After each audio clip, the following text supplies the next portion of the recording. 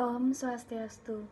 Perkenalkan, kami dari kelompok 9. Di sini kami akan mempresentasikan materi mengenai hubungan ketenagakerjaan.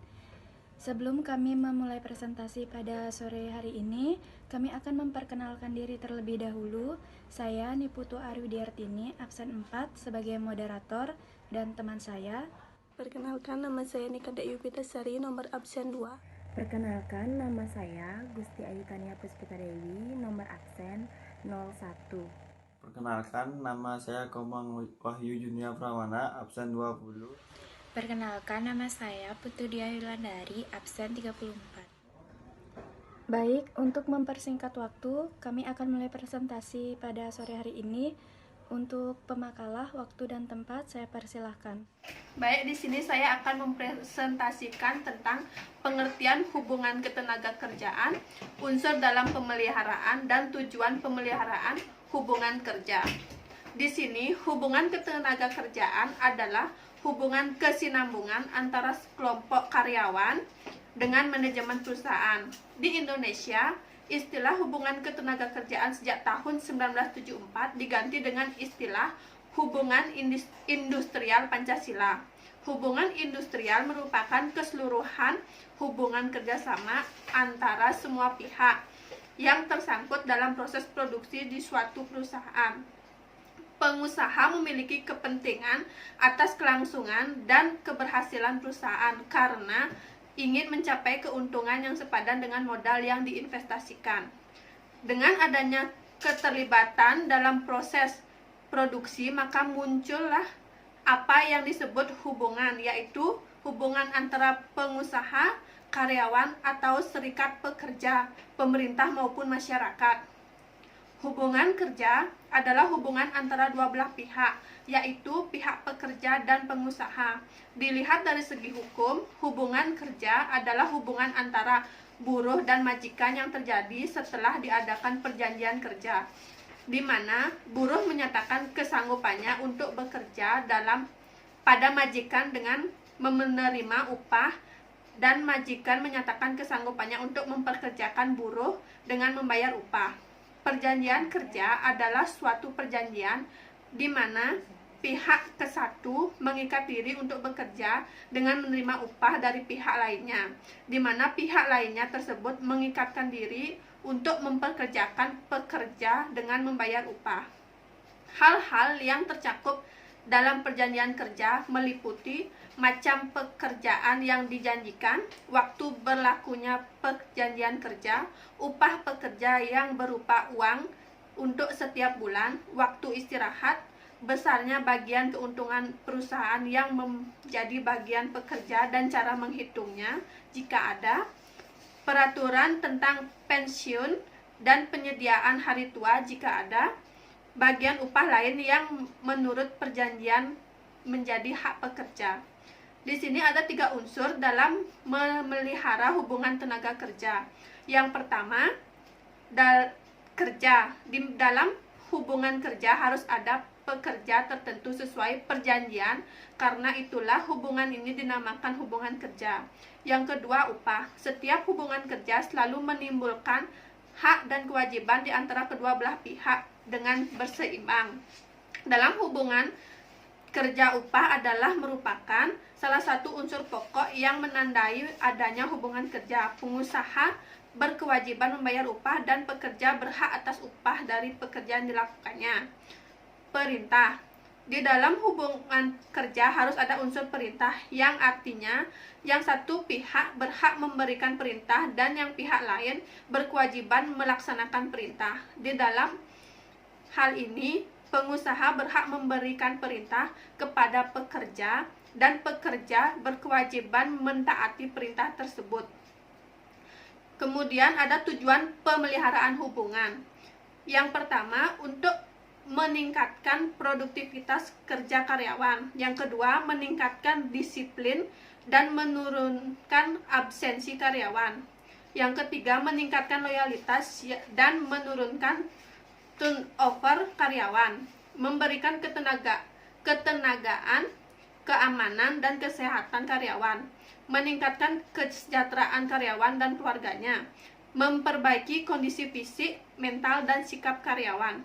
Yang terakhir, mengurangi konflik serta menciptakan suasana yang harmonis. Untuk presentasi selanjutnya akan dilanjutkan oleh teman saya. Terima kasih. Di sini saya akan menjelaskan tentang Serikat Pekerja dan Hukum. Serikat Pekerja atau Union adalah sebuah organisasi yang berunding bagi para karyawan menyangkut upah, jam kerja, dan syarat serta kondisi kerja lainnya. Peran serikat pekerja yang pertama, menciptakan tingkat solidaritas yang tinggi dalam satu kesatuan di antara pekerja dengan pekerja, pekerja dengan serikat pekerjanya, pekerja atau serikat pekerja dengan manajemen. Yang kedua, meyakinkan anggotanya untuk melaksanakan kewajibannya di samping haknya di organisasi dan di perusahaan, serta pemupukan dana organisasi. Yang ketiga, ada dana organisasi dibelanjakan berdasarkan program dan anggaran belanja yang sudah ditetapkan guna kepentingan peningkatan kemampuan dan pengetahuan pengurus untuk bidang pengetahuan terkait dengan keadaan dan kebutuhan di tempat bekerja, termasuk pelaksanaan hubungan industrial. Yang keempat, sumber daya manusia yang baik akan mampu berinteraksi dengan pihak manajemen secara rasional dan objektif. Selanjutnya, konsep penggerakan serikat karyawan. Yang pertama, ada bisnis unionisme, yaitu misi pergerakan adalah untuk melindungi para karyawan, meningkatkan kesejahteraan, menuntut kenaikan gaji, dan memperbaiki kondisi-kondisi kerja. Yang kedua, ada sosial unionisme, yaitu misi pergerakan tertuju pada kebijakan-kebijakan. Kedua, ada sosial unionisme, yaitu misi pergerakan tertuju pada kebijakan-kebijakan sosial, ekonomi, dan politik yang lebih luas. Selanjutnya, ada dampak serikat pekerja. Yang pertama, dampak monopoli, dampak suara kolektif, dan yang ketiga, dampak terhadap manajemen dan produktivitas. Sekian akan dilanjutkan oleh teman saya. Di sini saya akan menjelaskan tentang Undang-Undang Tenaga Kerja. Pasal 77 ayat 1 UU nomor 13 tahun 2003 mewajibkan setiap pengusaha untuk melaksanakan ketentuan jam kerja. Ketentuan jam kerja ini telah diatur dalam dua sistem seperti yang telah disebutkan di atas, yaitu yang pertama, 7 jam kerja dalam satu hari atau 40 jam kerja dalam satu minggu untuk 6 hari kerja dalam satu minggu. Yang kedua, 8 jam kerja dalam satu hari atau 40 jam kerja dalam satu minggu untuk 5 hari kerja dalam satu minggu. Selanjutnya, tawar-menawar kolektif.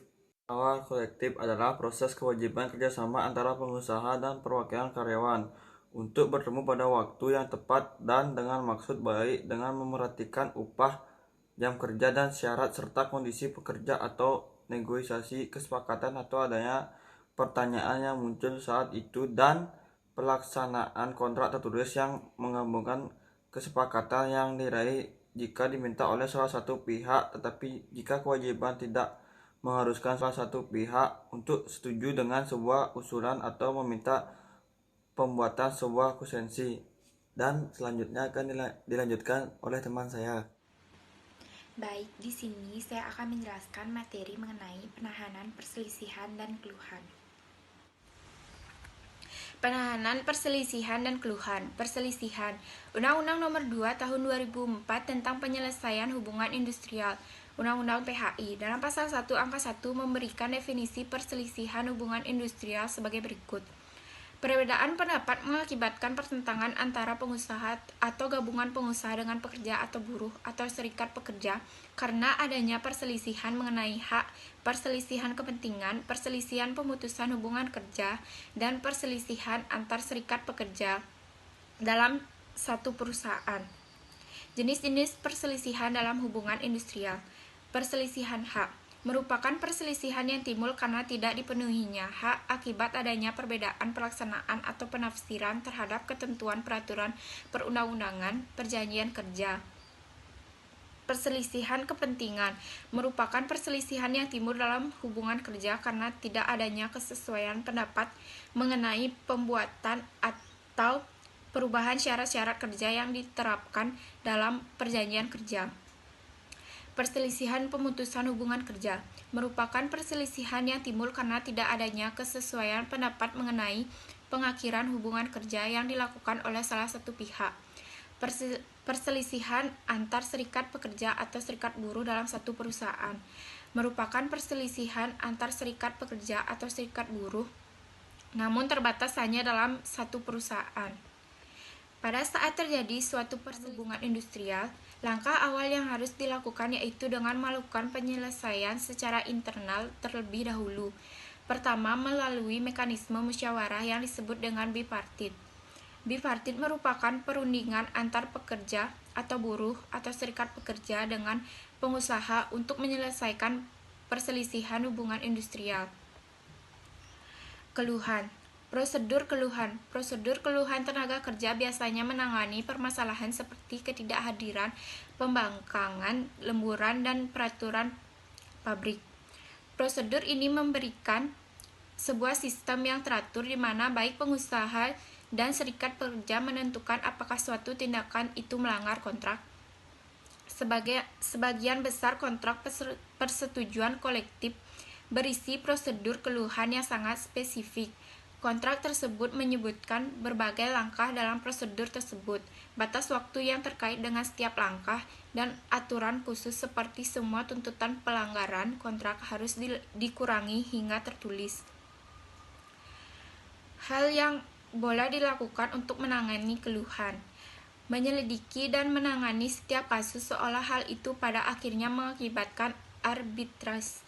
Berbicara dengan karyawan tentang keluhan, memberikan kesempatan untuk didengar, meminta serikat pekerja untuk mengenali ketetapan kontraktual khusus yang diduga telah dilanggar, memberi informasi sepenuhnya kepada penyedia Anda tentang masalah keluhan tersebut. Hal yang tidak boleh dilakukan dalam menangani keluhan: mendiskusikan kasus keluhan dengan pengurus serikat pekerja saja. Orang yang mengajukan keluhan juga harus berperan dalam diskusi tersebut. Membuat pengaturan dengan masing-masing karyawan yang tidak konsisten dengan kesepakatan pekerja. Menahan perbaikan jika perusahaan bersalah. Melakukan persetujuan atas hal yang tidak dicakup dalam kontrak. Melepas hak Anda sebagai manajer kepada serikat pekerja. Menyelesaikan keluhan berdasarkan pada apa yang adil, tetapi lebih baik tetap mengikuti kesepakatan pekerja. Baik, sekian presentasi dari kelompok kami pada malam hari ini. Mohon maaf jika ada salah kata dalam memberikan materi presentasi. Akhir kata, kami ucapkan terima kasih dan kami tutup dengan Paramasanti. Om Santi Santi Santi Om.